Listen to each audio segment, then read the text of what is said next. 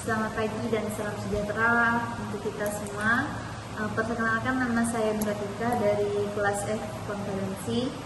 Di sini saya akan menjelaskan tentang materi ringkasan analisis lingkungan bisnis bab 2 dan bab 3. Yang pertama-tama kita masuk ke lingkungan pasar dan bukan pasar. Nah, lingkungan pasar dan bukan pasar ini mencakup lingkungan bisnis.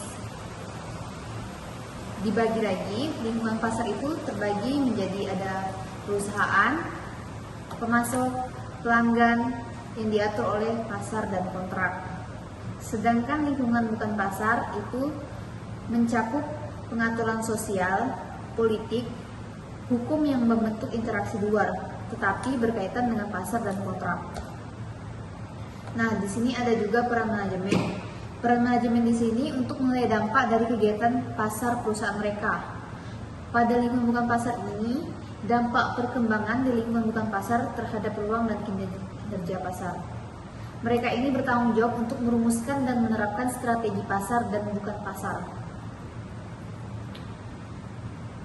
Masuk lagi ke slide berikutnya, yaitu analisis lingkungan bukan pasar. Nah, analisis lingkungan bukan pasar ini terdapat 4I, yaitu ada isu atau yang disebut biasanya persoalan pokok, ada interest atau yang biasa disebut kepentingan, institution atau institusi, dan information atau informasi. Nah, isu itu adalah unit dasar analisis dan mereka fokus dari tindakan non-pasar.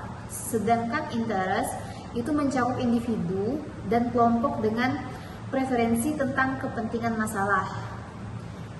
Institusi sendiri sebagai aturan main dalam masyarakat itu menurut Douglas North tahun 1990 yang membentuk interaksi manusia. Dan yang terakhir itu informasi adalah ini berkaitan dengan resiko yang terkait dengan produk individu dengan teknologi itu sendiri. Dari analisis lingkungan bukan pasar ini ada tugas manajemen lagi. Tugas manajemen itu untuk merumuskan dan menerapkan strategi yang secara efektif agar dapat mengatasi masalah bukan pasar dan mengakui bahwa kepentingan lain juga memilih dan menerapkan strategi yang saling mereka buat. Nah, di sini ada contoh-contoh isu, itu salah satunya peraturan penghematan bahan bakar tahun 2012 sampai 2016, terus 2017 sampai 2025 di Amerika Serikat. Terus ada lagi yang tentang mobil Ford yang hemat BBM. Ada juga peraturan hemat bahan bakar Cina dan regulasi hemat bahan bakar di Uni Eropa. Perubahan dalam lingkungan bukan pasar. Nah, kalau perubahan lingkungan dalam lingkungan bukan pasar ini berubah ketika masalah diselesaikan saat masalah itu berkembang dan saat masalah itu baru muncul. Yaitu masalah bukan pasar ada dua, kekuatan eksternal dan tindakan perusahaan itu sendiri. 5 sumber dasar masalah bukan pasar. Yang pertama, penemuan ilmiah dan kemajuan teknologi merupakan sumber dasar masalah bukan pasar. Yang kedua, ada pemahaman baru. Yang ketiga, perubahan kelembagaan. Yang keempat, aktivitas kelompok kepentingan. Dan yang terakhir, masalah moral. Dari 5 sumber dasar masalah tadi, maka ada mengantisipasi perubahan dalam lingkungan bukan pasar dengan cara efektivitas perusahaan dan manajernya dalam menangani masalah bukan pasar yang bergantung pada pendekatan yang mereka gunakan terhadap lingkungan bukan pasar. Nah, contohnya kartu lulusan wisuda merupakan pasar penting untuk industri kartu pemberian ucapan dalam persiapannya untuk musim kelulusan perguruan tinggi. Terus kita masuk ke siklus hidup masalah bukan pasar. Nah, siklus hidup ini mencakup yang pertama identifikasi masalah. Yang kedua, pembentukan kelompok kepentingan. Yang ketiga, ada undang-undang. Yang keempat ada administrasi, dan yang terakhir penegakan. Jadi ketika suatu masalah berkembang melalui siklus hidupnya, dampaknya terhadap perusahaan cenderung meningkat. Ketika dampak meningkat, jangkauan kebijaksanaan manajemen dalam menangani masalah juga akan menurun. Nah, di sini jadi ringkasannya itu bidang bisnis dan lingkungannya ini berkaitan dengan masalah-masalah di lingkungan bukan pasar yang berpotensi berpengaruh penting pada kinerja organisasi dan manajerial. Lanjut ke bab 3, yaitu strategi terintegrasi. Strategi pasar dan bukan pasar itu sebenarnya fokus pada mengejar peluang dan keuntungan dalam menghadapi persaingan pasar dan bukan pasar dengan tujuan untuk mencapai kinerja yang unggul. Strategi dalam lingkungan bukan pasar. Jadi peran penting dalam strategi bukan pasar ini untuk membuka peluang yang dikendalikan oleh pemerintah seperti yang digambarkan oleh strategi perusahaan untuk melakukan deregulasi industri telekomunikasi. Nah, di sini ada sistem strategi bukan pasar itu sebagai strategi prinsip, kerangka kerja, informasi yang menjadi ciri lingkungan bukan pasar, rencana aksi untuk menangani masalah, kepentingan, dan lembaga. Di bab 3 ini juga ada membahas tentang lingkungan pasar dan bukan pasar, di mana definisi pasar sendiri adalah sebuah industri di mana pertukaran ekonomi diatur dalam sistem hak milik yang diatur oleh aturan suara bulat. Lingkungan non-pasar ini termasuk lembaga publik yang dicirikan oleh aturan mayoritas, proses hukum, dan pemberian hak yang luas tindakannya. Di pasar, mereka yang diberi hak adalah peserta dalam pertukaran ekonomi. Sebaliknya juga, mereka yang mendapatkan hak suara di lingkungan bukan pasar umumnya tidak hanya mencakup pelaku pasar, tetapi juga pejabat pemerintah, kelompok kepentingan, aktivitas, dan media maupun publik. Analisis bukan pasar dan perumusan strateginya. Nah, di sini perumusan strategi itu dihasilkan dari proses manajemen yang menggabungkan pengetahuan tentang pasar dan lingkungan bukan pasar, informasi tentang isu-isu spesifik, dan kerangka kerja konseptual yang memandu perumusan dan implementasi strategi. Nah, di sini tadi kan ada implementasi strategi. Di sini ada perumusannya. Itu melalui proses 3 tahap. Ini strategi yang bukan pasar.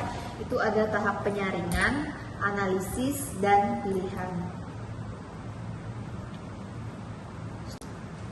Nah, di sistem strategi non pasar ini saya ada pakaikan gambar segitiga. Yang pertama itu dimulai dengan action plans, dan yang kedua itu policies, dan yang ketiga itu core strategies, dan tingkatan keempat itu conceptual frameworks.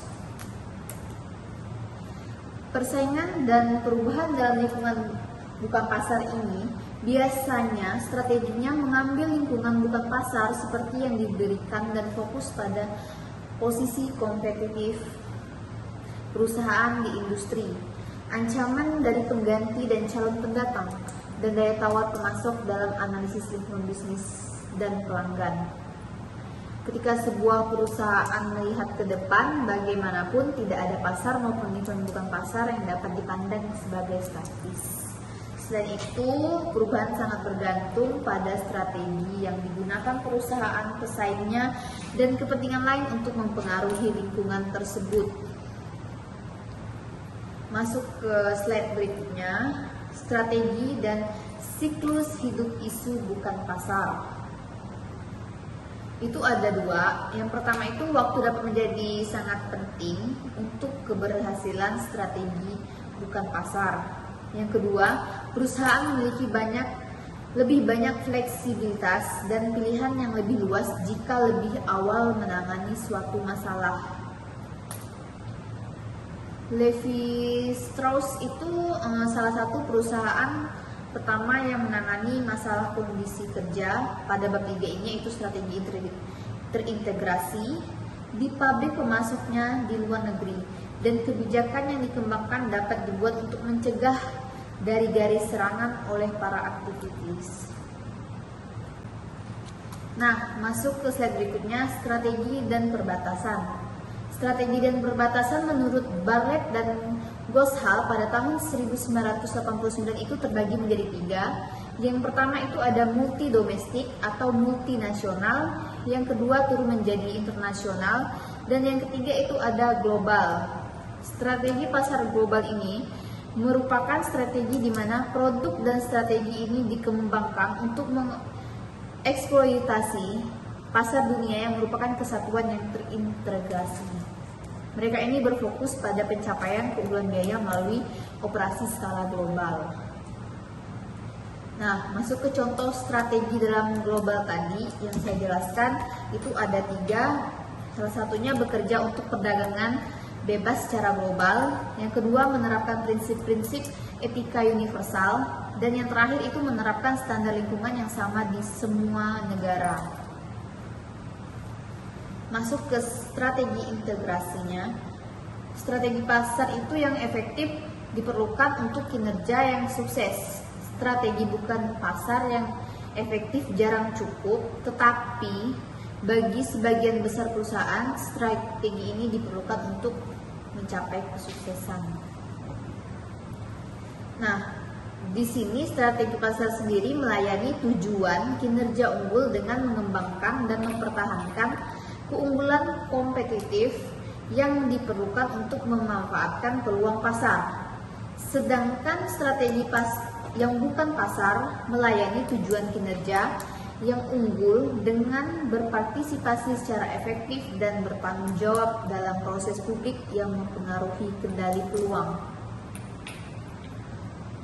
Masuk ke pendekatan untuk mengintegrasikan strategi pasar dan bukan pasar. Salah satu pendekatan untuk mengembangkan strategi integrasi ini dengan memasukkan formulasi strategi bukan pasar ke dalam proses pengembangan strategi pasar. Misalnya, peraturan yang berkaitan dengan siapa yang dapat menyediakan layanan, seperti yang dijelaskan dalam bab 3 tadi, yaitu telekomunikasi, dapat dimasukkan ke dalam analisis persaingan di antara perusahaan yang sedang menjabat dan calon pendatang baru. Di sini masuk sebagai posisi bukan pasar. Perusahaan secara strategis memposisikan diri di pasar tempat mereka beroperasi dengan fokus pada keuntungan bagi pelanggan dan biaya bagi perusahaan. Dan hanya sekian presentasi yang dapat saya sampaikan. Mohon maaf jika ada kesalahan kata. Saya ucapkan terima kasih. Selamat pagi.